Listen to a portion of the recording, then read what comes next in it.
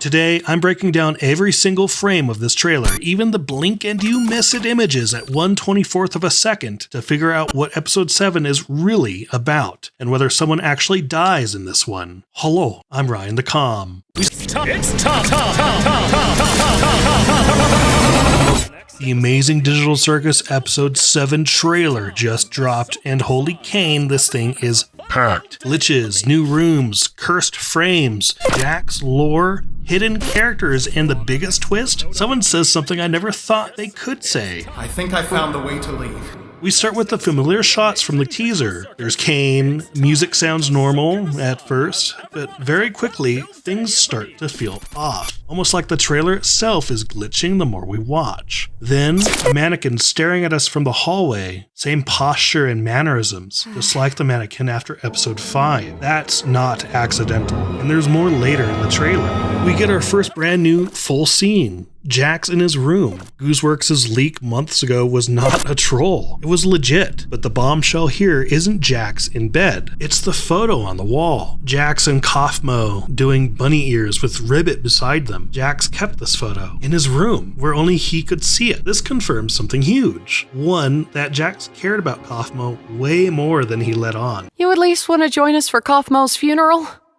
We like to have a little funeral service to remember the people who abstract. And two, the teasing, the distance, and the jokes, they were definitely a mask. Jax's loneliness might be the quiet core, or the foundation of episode 7. This next discovery blew my mind. Caine has an actual office, or at least his office door, and the symbolism is wild. The door is designed with Pomni's colors, red, blue, gold trim. The frame features a huge sun, and a much smaller, almost forgotten moon on the door. Caine and the sun have always had a weird relationship, and the sun roasts everyone mercilessly, but the moon barely acknowledged by Caine. This, despite their clear adoration of him. Do you think this means anything important? The implications could be massive. You'll notice some hidden things in some of the glitched transitions too. For one frame, someone appears. To me, it looks like a woman, pink hoodie, but when I try to clean it up, it looks more like curly hair. So who is she? Maybe it's an Easter egg of the director, Gooseworx? There are some unusual similarities with Gooseworx's art and this image in the trailer. Who do you think that person is? They don't look like they should be in the show. They're real life, not toony. Later in the trailer, the music warps. The visuals get more disturbing. The exit door from episode 1 makes a reappearance too. This isn't just some stylistic choice. This is a classic Digital Circus foreshadowing at play. Another mannequin peeks from the boulder. Fans have theorized mannequins represent lost players, or NPCs, or something else entirely. Well, just wait and see. There's more. Later on, it's just a flash, but we get a bucket full of keys. What I presume are Jax's. Some are transparent, others look wonky. All of them are located in one place, this bucket. And that checkered floor looks familiar. So the bucket is out in the open for everyone to see. Why? Did someone take them from Jax? Is this how he has so many keys in the first place? There are many doors in the Digital Circus, sure, but how many of these keys are from other players? It's just the top of the bucket, but I estimate there's like at least 20 keys just at the top. And even if it's just a fraction of that number, something like, 80 to 100 keys just in this bucket, maybe more. Why didn't anybody tell me? I mean, the amount of potential victims claimed by the game that is the Amazing Digital Circus. Was Kinger really there for most of that loss?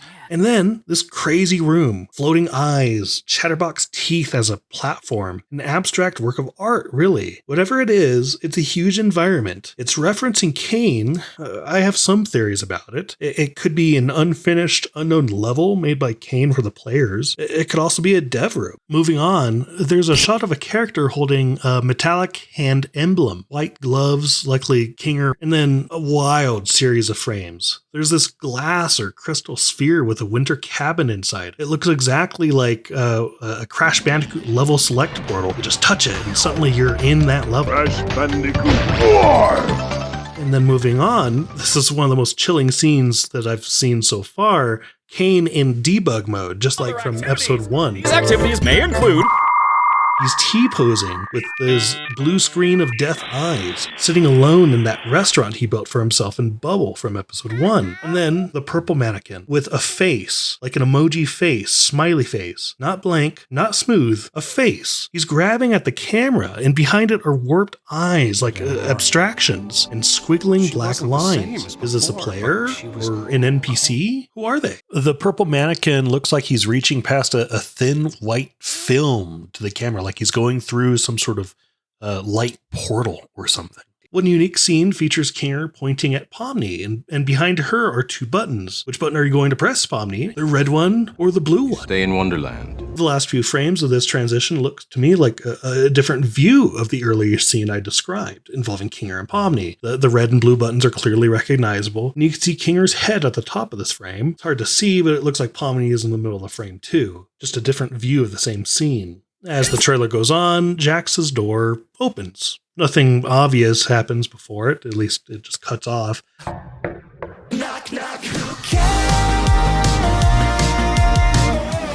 But it's unsettling nonetheless. And then this purple oval shows up again in the transitions. And if you haven't been counting, this is the 3rd time it comes up. I'm convinced this is Jax's head. It's just distorted. Maybe he's like turned around or something. If this trailer is hinting at abstraction, maybe Jax is the next victim. Here, it's just a frame, but Ragatha appears to be in what looks like a museum of some sort. There's glass walls filled with indescribable objects. There's certain symmetry to it. Here, I think she's seated and staring at something horrifying. It looks similar to one of the frames from before in the trailer with Pomni and Ragatha turning to look at something. Ragatha's anxiety is a major part of the show, so what's triggering her this time? A fully materialized, ornate door appears in the circus. Not the exit door, not Kaine's door. And beyond it, inside you could barely see, I think, is an office. Some ceiling tiles, fluorescent lights, or at least the beginning of one. I don't know what else lies beyond. There's just these office-like references. Maybe the Caine and Abel company would be referenced better this time around. You really can't leave, and constantly chasing an unattainable goal will start driving you a bit crazy. A new voice, not Pomni, not Jax, not any known character, says, I think I found the way to leave. I think I found a way to leave. This is the most theory-destroying line in the series, because either a new player has entered the circus, which is doubtful because they are calm and collected and not freaking out like everybody else was when they first got to the circus. You look convoluted! Or an NPC has become sentient enough to hack the circus. I think there's another option. There's another lurking being that's been experimenting behind the scenes. I prefer to think it's a player character that's incognito. Maybe that smiling face mannequin with the ability to hide their true face. On a second look through of the trailer, I almost missed it. But who the heck is this man?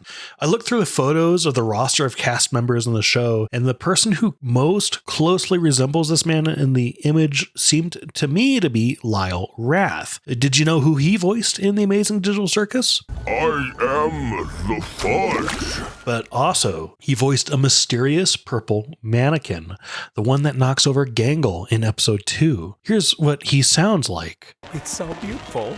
Yeah, this place is great! It's the princess! Now, while it's not confirmed, this awfully sounds like the voice announcing that they found a way out, doesn't it? I think I found the way to leave.